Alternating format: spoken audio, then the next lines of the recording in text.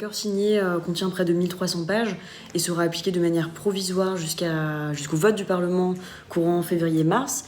Il pourra de toute façon être renégocié tous les 5 ans. Il couvre donc les échanges de biens et de services, mais aussi un large éventail dans d'autres domaines. Investissement, aide d'État, fiscalité, transport, énergie, pêche, protection des données.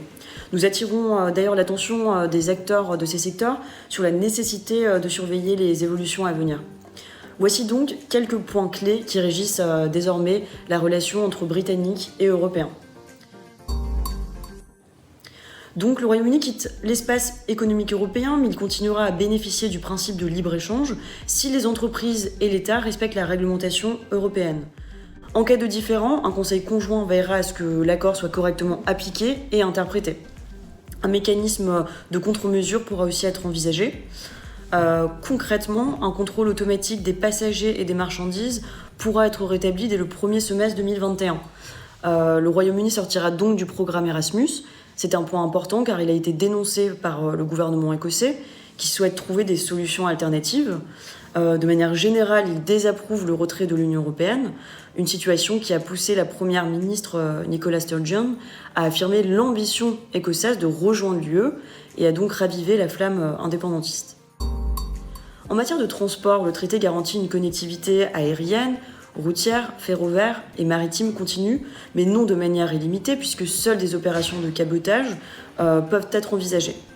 Toutefois, hors accord bilatéral, les avions britanniques pourront certes atterrir dans l'UE, mais ne pourront plus faire de liaison intra-européenne, d'escale au sein de l'UE ou entre un pays de l'espace européen et un État tiers. En quittant l'Union européenne, le Royaume-Uni reprend également possession pleine et entière de ses eaux territoriales. Les Européens ont finalement d'ailleurs renoncé à 25% des 650 millions d'euros issus de la pêche sur une période transitoire de 5 ans et demi. Une renégociation annuelle des règles d'accès réciproque aux zones de pêche sera envisagée.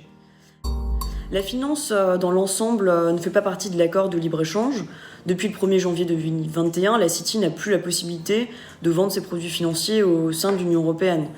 Des dérogations ont toutefois d'ores et déjà été envisagées, puisque des fonds d'investissement et des banques se sont installés à Paris ou dans d'autres villes de l'Union européenne. La France s'est donc largement imposée lors de ces négociations et ouvre la voie à une année 2021 sous le signe de l'Europe, puisqu'il s'agira de la préparation de la présidence française de l'Union européenne, point a priori majeur dans un contexte de campagne présidentielle.